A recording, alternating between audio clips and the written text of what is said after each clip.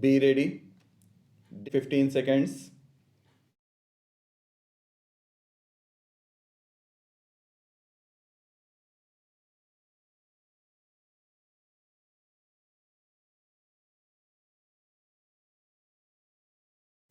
On the industrial front, emphasis will be laid on the rapid increase in industrial production through better utilization of existing capacity, improved labor relations, and better management, particularly of public sector undertakings.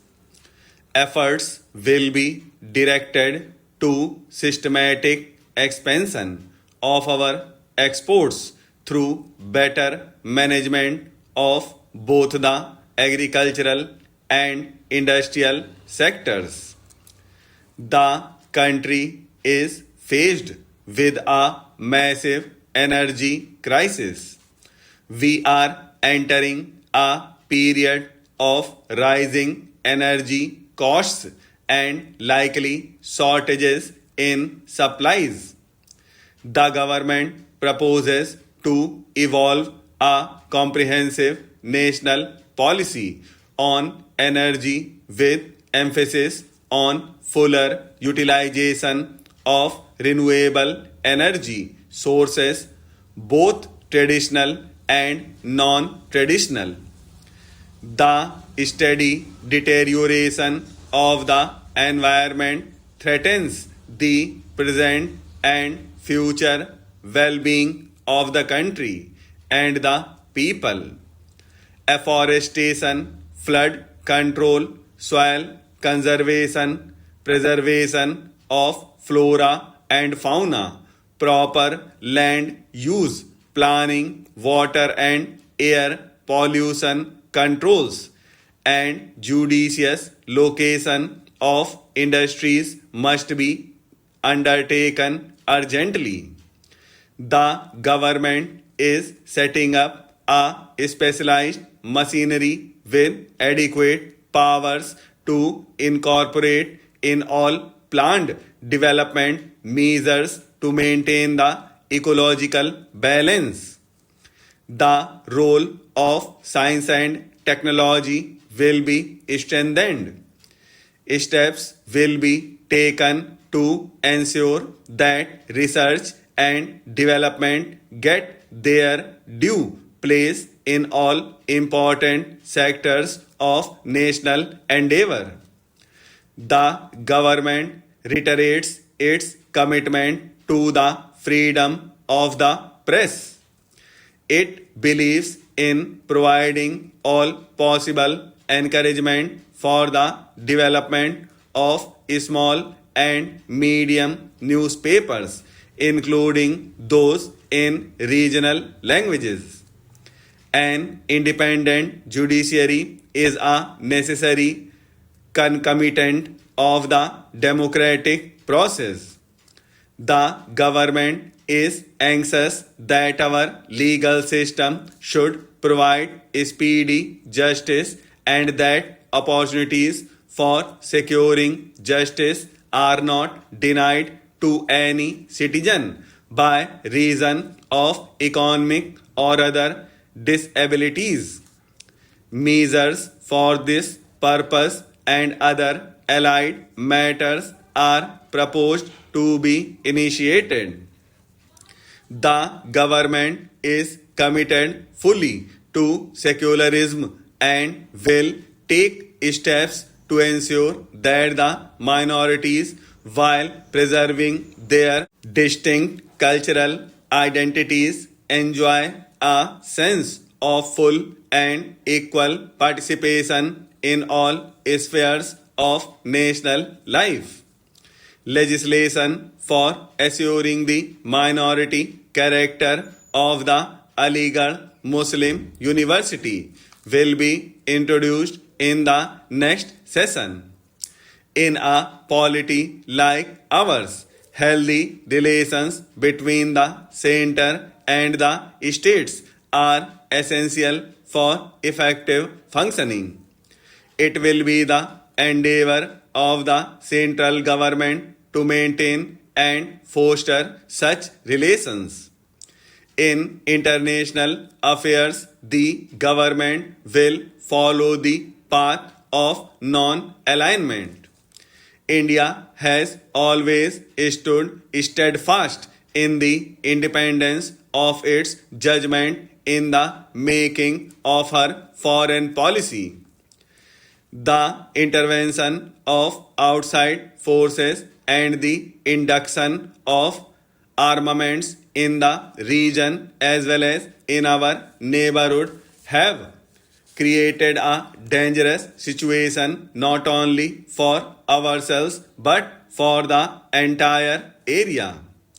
Recent developments in Afghanistan highlight the re emergence of the Cold War. This is a matter of grave concern.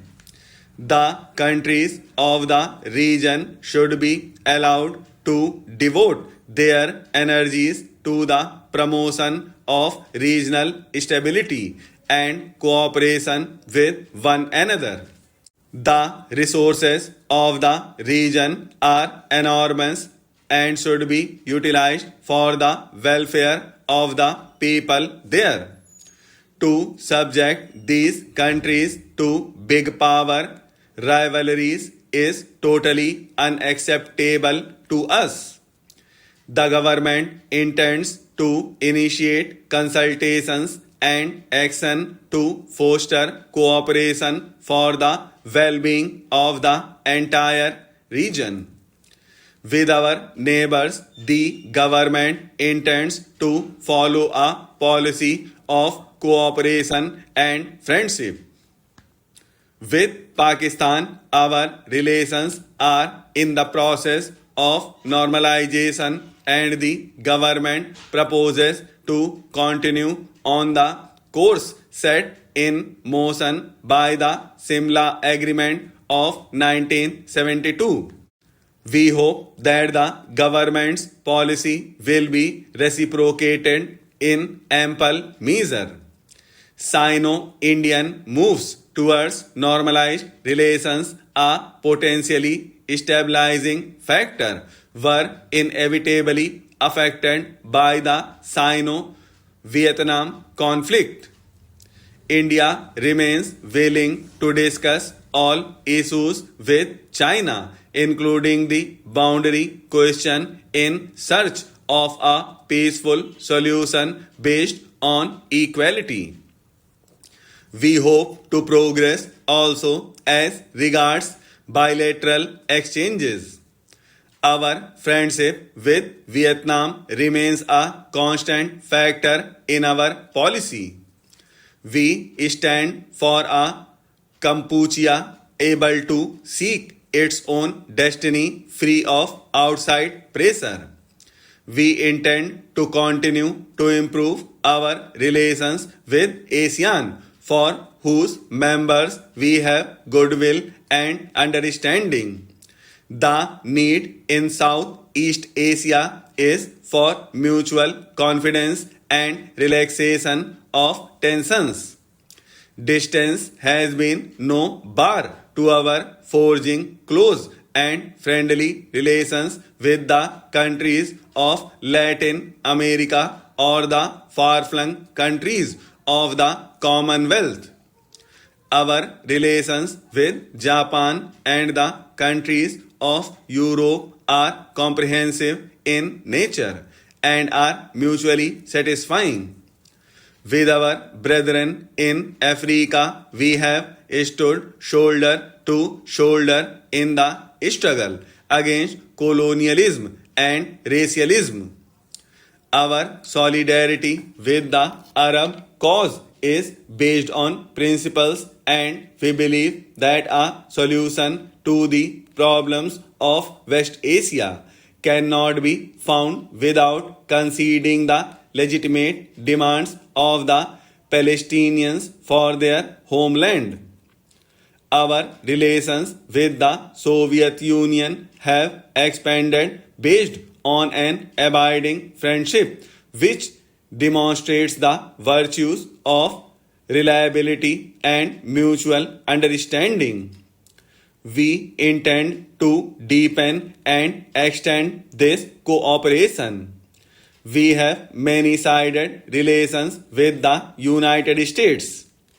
These will be further consolidated in the context of the common values we cherish as sister democracies in this region.